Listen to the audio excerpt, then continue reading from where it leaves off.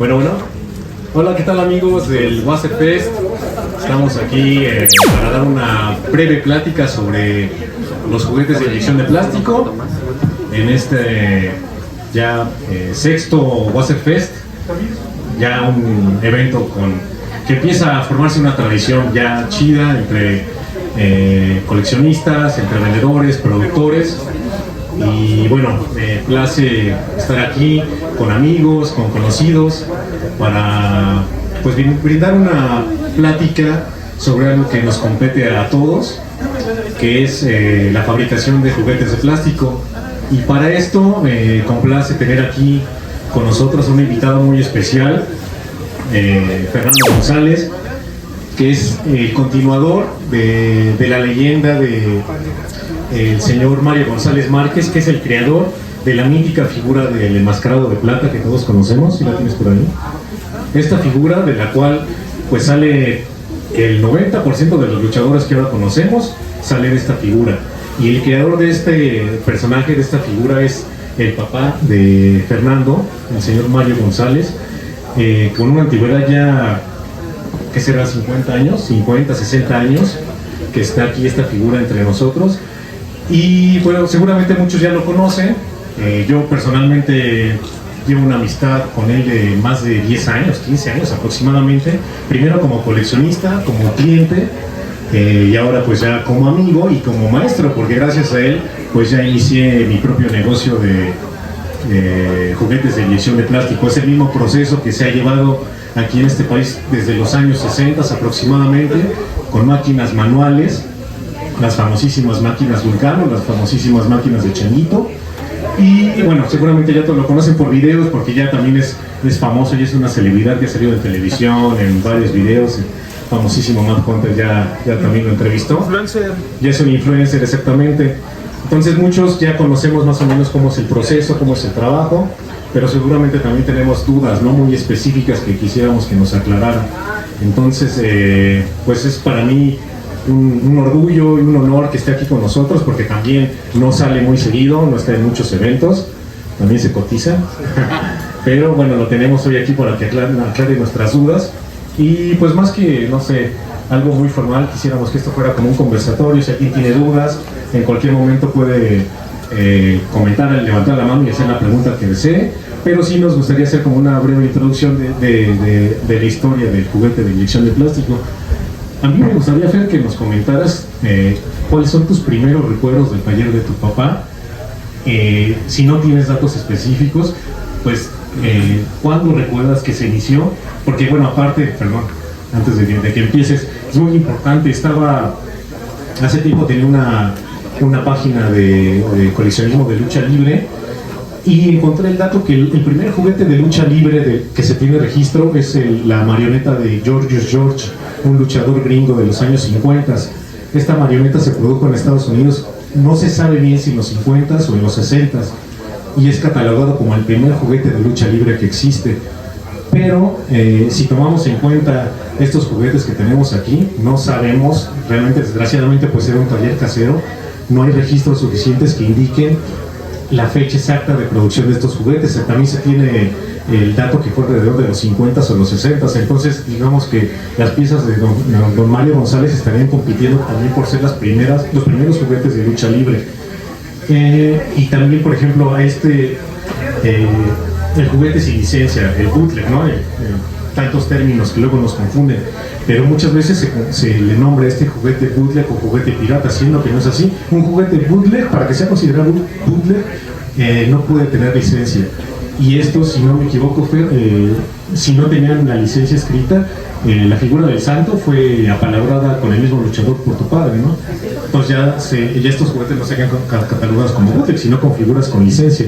Lo que pasa es que, bueno, son fabricadas no de forma industrial, sino de forma más artesanal, pero eso no implica que no sean figuras originales. Entonces volvemos a lo mismo, Fer. Sí me gustaría que nos platicaras un poquito los primeros recuerdos que tienes de tu papi, cómo inició, y cuándo es cuando tú decides retomar toda esta tradición de fabricación de juguetes de plástico.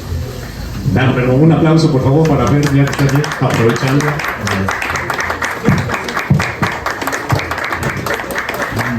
Bueno, pues yo recuerdo a mi padre pues desde muy pequeño.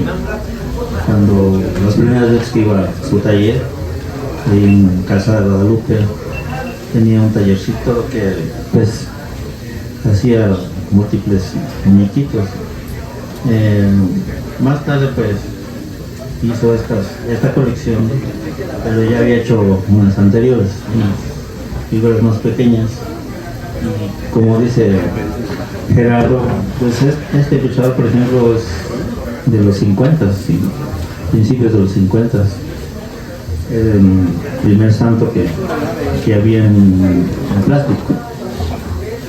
Después vino otras colecciones más pequeñas, con movimiento de brazos, etcétera, ¿no? Y yo aproximadamente 13 años empecé a trabajar con él, haciendo los muñequitos, y después pues todo lo que conllevaba hacer pues, los pedidos, el envío, todo el rollo de ese tiempo. Pues yo pasé por todas esas etapas y pues tengo un recuerdo que fui el primer niño que tuvo esta colección, que eran 10 figuras de lucha, y las fui extrayendo del fundidor de mi papá. Eras el primero que las tenía en las manos, ¿eh? Fui el primero que tuvo estas joyas, ¿no? Por decirlo así. Y desde ahí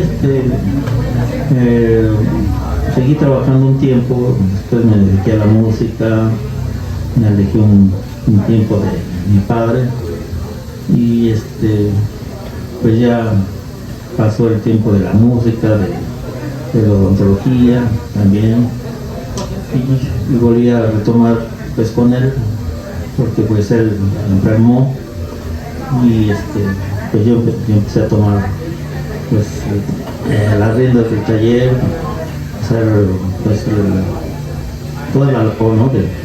de fabricación, pintura, todo. Y hasta la fecha sigo haciendo estas figuras que pues, son emblemáticas para mucha gente, ¿no? Oye, ¿y qué formación académica? Bueno, ¿tu padre tenía formación académica? ¿Él era, digamos, escultor o todo era de manera...? Pues fue escultor, se puede decir que lírico. Aprendió con un amigo, después hizo imágenes religiosas, y tuvo un trabajo en una empresa, una fábrica, donde era el escultor de la fábrica. Y me comentaste, y ese dato no me lo sabía, justamente me lo dijiste hoy, que antes de iniciar con su taller de inyección, se dedicaba a la fabricación de figuras de plomo, ¿es cierto eso? Sí, él era el que hacía los modelos de madera, y la fábrica pues hacía figuritas de plomo, antes del plástico. Pero digamos que no las producía, él solo era el escultor. Sí, o sea, él diseñaba los modelos de madera, y esos los llevaban a hacer producciones de plomo cuando él trabajaba en una fábrica. ¿Y cuándo es cuando decide formar su propia empresa? Pues fue a partir de que esta empresa pues tenía mala reputación, y empezaron a hacer una huelga. Mi papá le ofrecieron irse a Estados Unidos y no aceptó.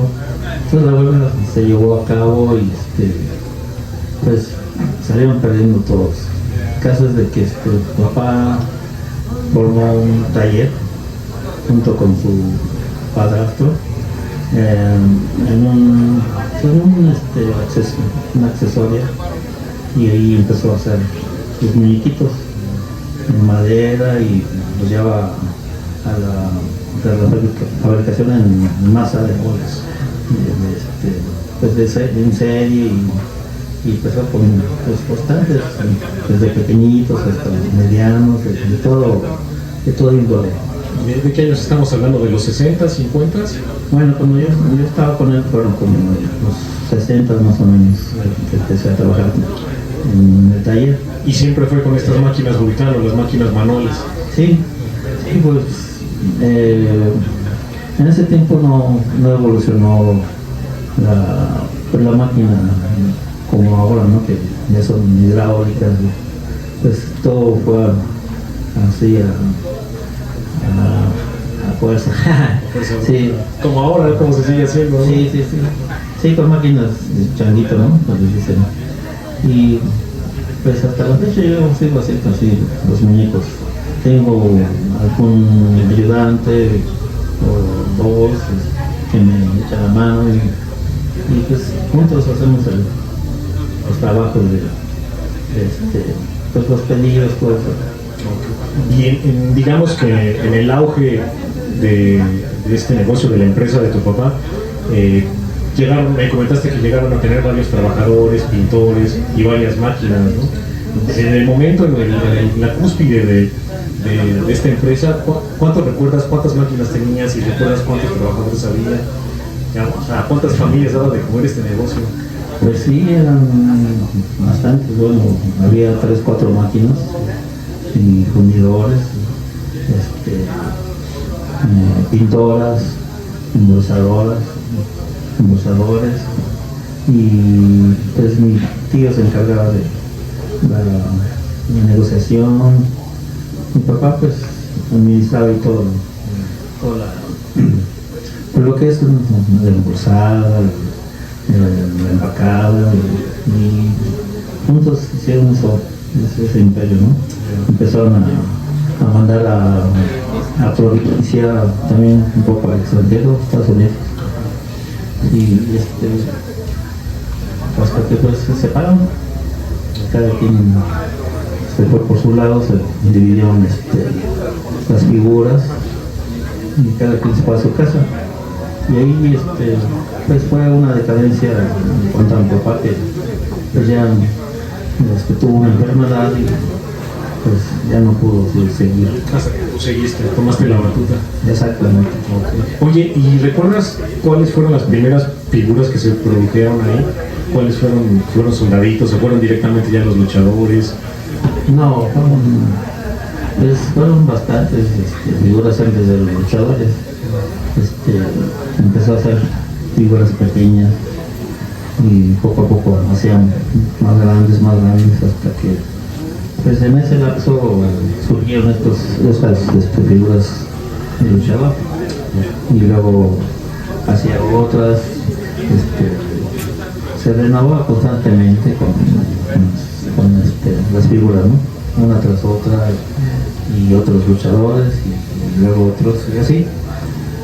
Y porque me recuerdo en una plática que tuvimos ya hace tiempo, me comentaste que los mismos luchadores iban al taller para pedir su figura, ¿no? Y me comentaste que llegó ahí el cavernario Galindo, pero sí, que era muy grosero, ¿no? Con tu mamá, sí, que casi no me recuerdo. Bueno, de hecho mi papá habló con el santo, con todos ellos, les pidió permiso de hacer su figura, y ellos, más bien ellos son los que le sugirieron, ¿no? De hacer su figura. Sobre todo, bueno, el cavernario, como dices tú, iba muy seguido ahí al taller, y así como una forma grotesca de pedir sus figuras, ¿no? O sea, no era un personaje así en la vida real. Sí, desequilibrado, era rudo. Sí. En eso fue una plática que me hizo mi primo, una persona más grande que yo. Sí,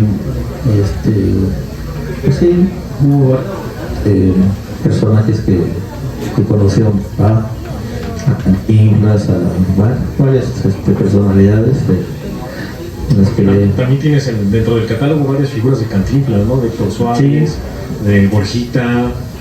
Sí, todo tenía que tener un cierto permiso, porque si no, pues sí. Entonces ya no estamos hablando de figuras sin licencia, ya no es bootleg, ya son figuras con licencia, pero ya no está, digamos, como el contrato hecho, ¿no? Entonces, sí, ya esto es como un parteaguas, ya no se trata de un taller clandestino, sino de una empresa hecha y derecha, pero eran contratos a palabra, ¿no? Entonces ya es difícil tener un registro.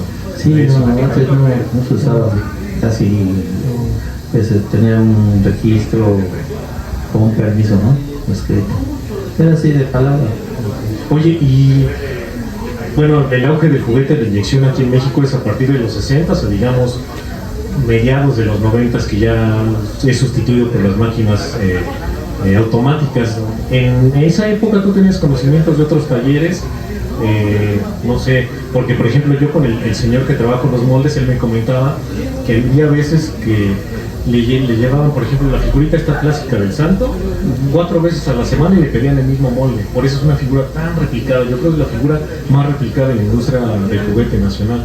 Entonces, ¿tú tenías conocimiento de otros talleres cerca o que no sé? Pues, según la información que tengo de un primo que te platico, se me decía que había una familia que se dedicaba a hacer copias de lo que sacaban, en cuanto lo sacaban, lo copiaban. Entonces eran así como piratas, ¿no? O sea, las ideas eran de mi padre, de su hermano también, pero esa familia se dedicaba a la copia. O sea, sacaba una figura a tu papi y lo copiaba inmediatamente. Y no nomás ellos, hubo muchos, ¿no? Sí, o sea, bueno, yo como coleccionista me he encontrado réplicas, bueno, incluso han de saber que entre más se replique una figura, si sacas de esta un molde, la figura siguiente se va a reducir 3-4 milímetros. Entonces ya de tanta reproducción hay santos de este tamaño, ¿no? O sea, ya parecen caricaturas. Y sí, de hecho, pues ese es el proceso. Cuando no se tienen los conocimientos para hacer una figura original, en madera o lo que sea, si la copias directamente del muñeco de plástico, se reduce el tamaño. Sí, incluso el fundidor con el que trabajo pues ya es una persona de edad y él me decía que él les insistía que sacaran figuras originales porque pues si hemos visto figuras piratas que ya están todas desfasadas, todas chuecas, pero no les importaba porque era pues una manera de seguir como generando recursos, ¿no? Tú sabías que también, por ejemplo, en los 80s los moldes son caros, ¿no? La fabricación de unos moldes caros, no cualquier persona lo puede absorber. Sí, claro. Sí tuviste conocimiento de que había como talleres que rentaban moldes y la gente los inyectaba por su parte. Sí. Que eso yo me acabo de enterar, hace poco yo no sabía. Hubo mucho tipo de, pues se puede decir que de tranzas, ¿no? O sea, la gente siempre ha sido, bueno, alguna, no todos, sí han sido muy... Los de aquí no, los de aquí somos derechos. No, sí, no, yo estoy hablando de los copiadores directos. El santo, el demon. Hace rato vino un amigo y me enseñó algunas figuritas, puras figuras de mi papá, modificadas, más chiquitas, etcétera, ¿no? Digo, pues aquí están todas las que él hizo casi alrededor de 50 figuras diferentes de luchador, sí, por ejemplo, ¿no? De diferentes tamaños, pero pues originales. Todas las hicieron primero de madera, luego el proceso con yeso, bueno, con los moldes de yeso, y luego los primeros moldes fueron de aluminio, y luego hamac, etcétera, ¿no? Y así ha sido el proceso de las figuras, ¿no? de plástico. Oye, y bueno, como coleccionista yo siempre tuve una duda, y es una duda que tenemos varios hasta ahorita. ¿Cuál fue la primera serie de luchadores que fabricó tu papá? ¿Esta o esta? ¿O la pequeñita?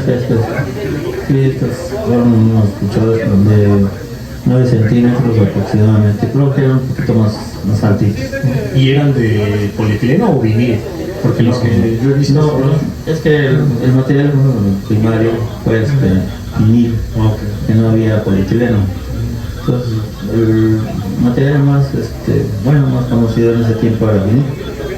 Y ya después existió el polietileno, el impacto, etcétera, ¿no? Una infinidad de materiales. ¿Baquelita nunca trabajaron?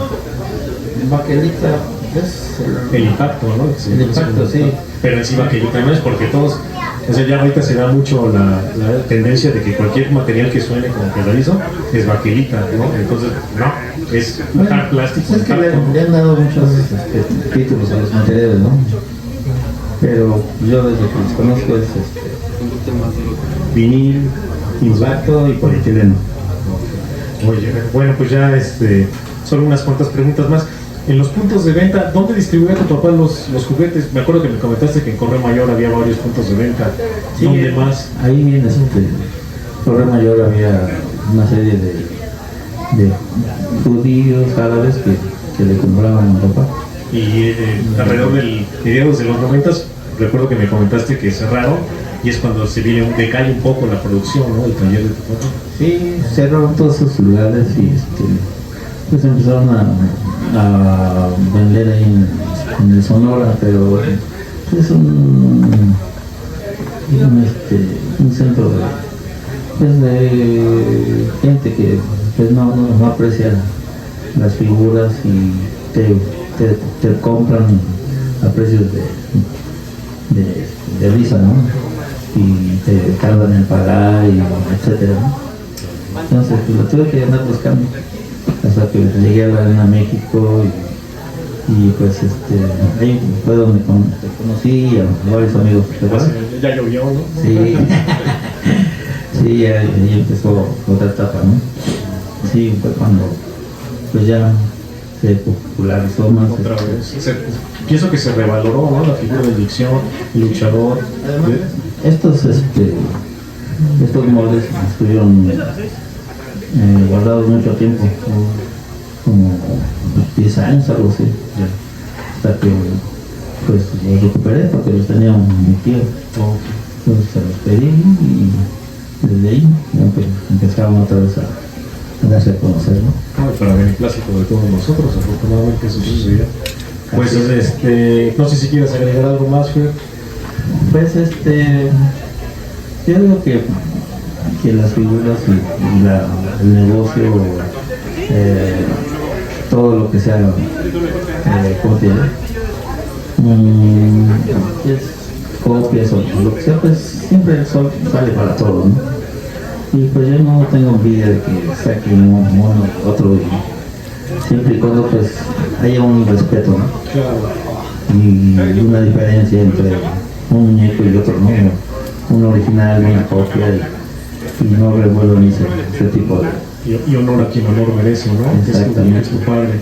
Sí. Bueno, pues si alguien tiene alguna pregunta, alguna duda que le quiera hacer a Fer, pues aquí está, aprovechen. Y bueno, les recordamos que tiene piezas a la venta, no es un museo, pueden adquirirlas a precios módicos y se las puede firmar. Entonces, ¿Sigue trabajando con los moldes vintage o sigue sacando nuevos? Pues no, son los moldes originales, inclusive son los de aluminio. O sea, ya no has sacado nuevas figuras. Sí, he sacado, por ejemplo, saqué que es el Bulldog, para hacer pues, la mención de la cumbia, ¿no? Que es la del Santo Cavernario Lunano y el Bulldog, que muy pocos lo conocen. Entonces, pues ya más o menos lo di a conocer, a pesar de que pues, estuve en dos películas, algo así, pero sí, no fue así tan famoso, ¿no? Como estos tres.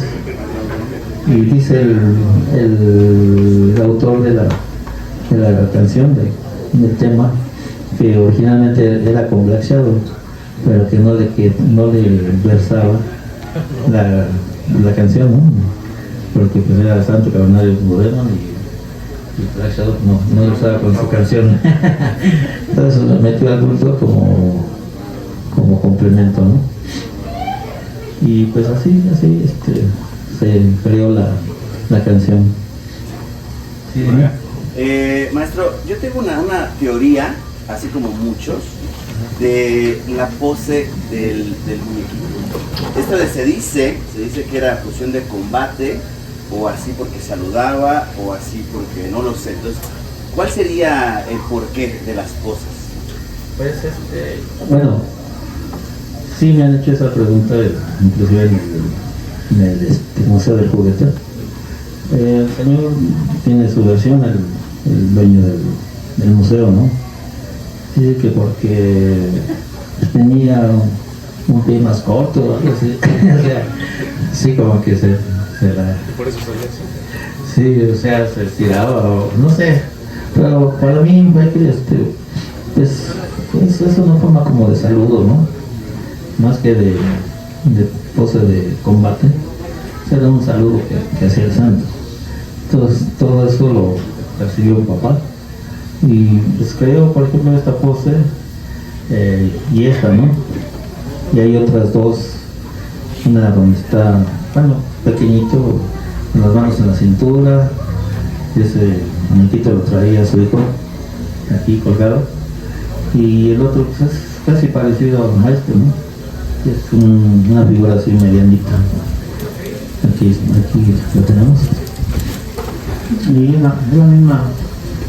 mismo saludo, ¿no? No es posición de combate ni de nada, ¿no? Ok, Es como un saludo. muchas gracias.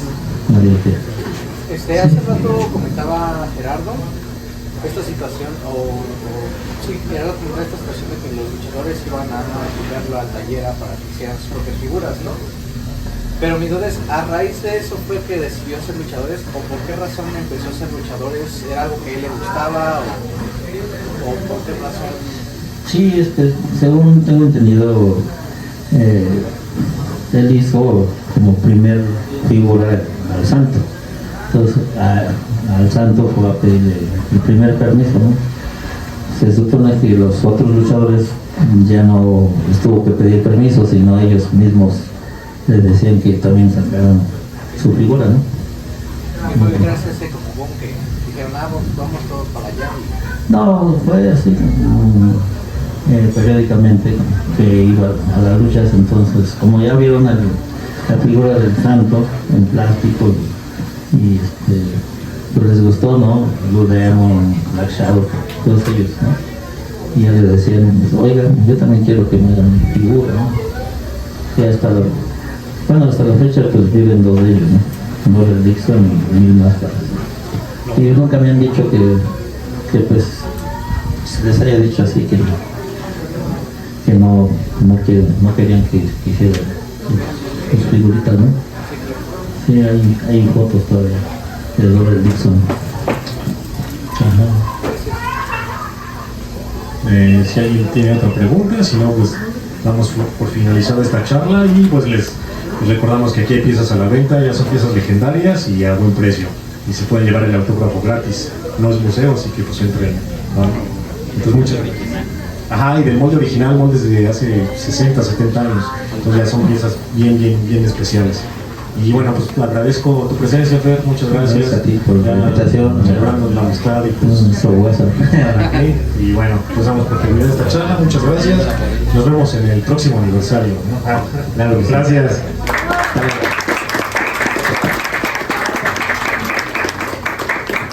Gracias.